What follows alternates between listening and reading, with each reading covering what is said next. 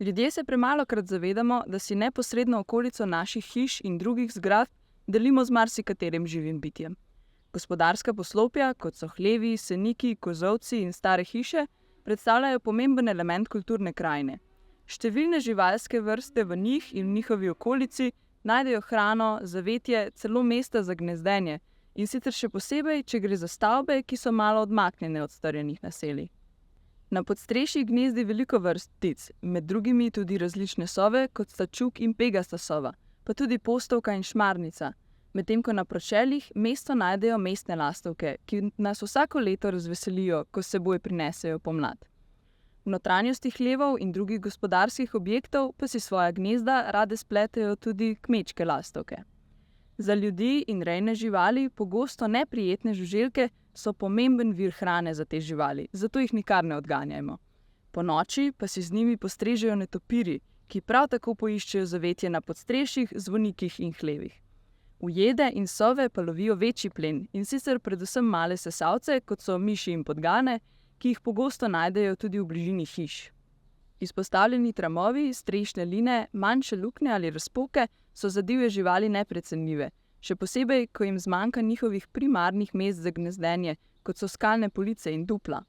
Odstranjevanje njihovih gnezd je prepovedano, hkrati pa povsem nepotrebno, saj obstajajo načini, kako preprečiti padanje iztrebkov in morebitno onesnaženje fasade. Pod gnezdo lastovk lahko na primer namestimo leseno poličko, za pegasto sovo in postovke pa lahko na podstrešju namestimo posebne gnezdilnice. Ne zapirajmo tudi vseh razpok in odprtin v fasadah in poslopjih, ampak pustimo, da imajo te živali nekje prostor tudi počivati od napornega dela. Netopirji so sesalci, ki so aktivni predvsem v mraku in ponoči. Ugotovili so, da skoraj 3/4 od 32 vrst netopirjev, ki živijo pri nas, vsaj del leta preživi v stavbah kulturne dediščine, kot so cerkve in gradovi. Tu najdejo zatočišča, v katerih prezimujejo, ali pa jih samice uporabljajo za kotenje mladičev. Bivanje netopirjev v drugih stavbah na podeželju, kot so hlevi in gospodarska poslopja, je v Sloveniji zaenkrat slabše raziskano, a posamečni primeri kažejo, da so netopirji za svoje domovanje radi izbirajo tudi različne stavbe na kmetijah. V primeru, da na kmetiji opazimo prisotnost netopirjev, jih ne vznemirjajmo, prepovedano pa je tudi odstranjevanje njihovih kolonij, saj gre za ogrožene in zaščitene živali. V primeru, da netopirji onemogočajo nemoteno delovanje kmetije ali obnove stavbe, se pred fizičnimi ukrepi najprej posvetujmo strokovnjaki. Kot nočno aktivne živali pa lahko netopirjem zelo pomagamo tudi tako, da na dvorišču in v okolici ponoči nimamo prižgane razsvetljave. K ohranjanju narave lahko pripomoremo tudi med prenovo ali novogradnjo domačije ali gospodarskega poslopja. Sodobne stavbe namreč zaradi zatesnjenosti in skoraj sterilnega izgleda fasade živalim omogočajo le malo prostora. Skodle, leseni opaž, pa tudi stena brez ometa, ki ima izpostavljene gradnike in manjše prostore med njimi, nudi odlična mesta za majhne živali. Zeleno steno ali streho pripomoremo tudi k manjšanju pregrevanju stavb, kar je dobro tudi za nas in domače živali. Drug pomemben element domačije je neposredna okolica stavb in kmečko dvorišče. Tu lahko postavimo gnezdilnice za divje čebele, skladnjake, mlake in druge stalne strukturne elemente, kot so kupi kamenja, vejevja, glinenih strešnikov in kompostnih kupi. Takšni elementi omogočajo zatočišče različnim živalim, kot so sesalci, dvoživke in plazilci. V skladovnici drv lahko prostor za hibernacijo najdejo tudi netopirji, če le poskrbimo, da jih med zimo ne premikamo. Stalnost takšnih elementov je ključna, da se živali nanje navadijo. Pomembno je zagotoviti tudi povezljivost posameznih elementov, zato naj ne bodo med seboj oddaljeni več kot 20 metrov. Povežemo pa jih lahko tudi z nepokošenim pasom, naravi prijaznim vrtom ali mejico. Pomembno je tudi, da vsaj del dvorišča ostane netlakovan in neasfaltiran, saj na primer fino blato, ki nastane ob pogosti vožnji s težko mehanizacijo, kmečke in mestne lastovke nujno potrebujejo za gradnjo svojih gnezd. Večja starejša drevesa ob hišah so nekoč nosila velik kulturni pomen. Marija Terezija je zapovedala, naj se ob hišah sadi tepke, avtohtono slovensko sorto hruške, da otroci ne bodo lačni. Danes visokodebelni sadovnjaki z avtohtonimi sortami sadnega drevja pogosto propadajo, zato jih poskusimo obnoviti z oživitveno rezjo ali nasaditvijo novih dreves. V takšnih sadovnjakih se izogibajmo rabi fitofarmacevtskih sredstev in ne zapirajmo votlih dupel, saj v njih lahko gnezdijo ogrožene vrste, kot so smrdokavra, veliki skovik in vijeglavka.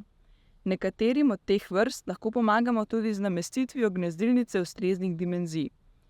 Velik simbol na Slovenskem nosi tudi lipa, običajno posajena sredi vasi in središče vaškega dogajanja. Zaradi močnih korenin sicer ni priporočljivo, da jo sadimo direktno ob hišo, a lahko na večjem dvorišču predstavlja še kako pomembno senco v poletnih mesecih. Mogočni orehi naj bi odganjali strele od hiše, saj so opravljali funkcijo strelovoda. Svojo zasebnost na kmetiji lahko ohranjamo z različnimi tipi ograj. Če imamo veliko prostora, lahko postavimo mejico, ki je tudi najbolj koristna za naravo. Pogosto pa to ni mogoče, zato lahko poiščemo druge rešitve. Žive meje iz avtohtonih vrst grmov lahko prav tako odlično opravljajo funkcijo mejice.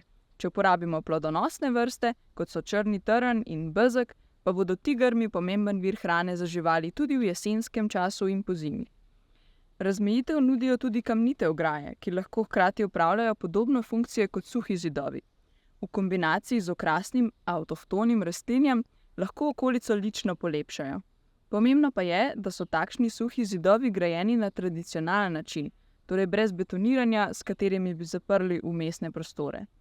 Tudi zgolj lesena ograja omogoča več življenjskega prostora živalim, kot na primer kovinska.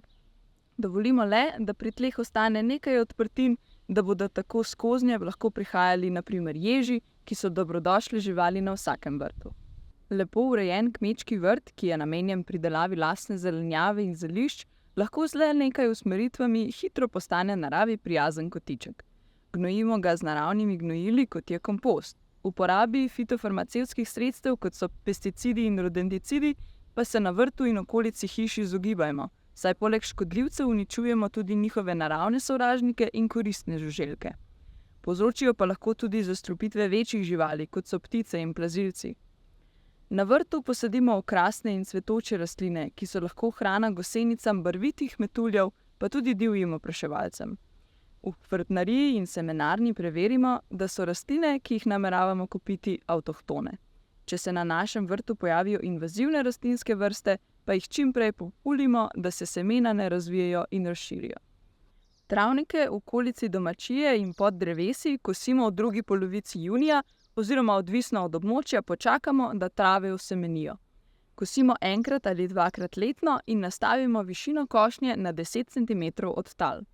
Če košnje na vrtu ne želimo zakasniti, pa ustvarimo ob košnji nepokošen del, v katerem bodo živali, kot so žuželke, našle svoje zatočišče.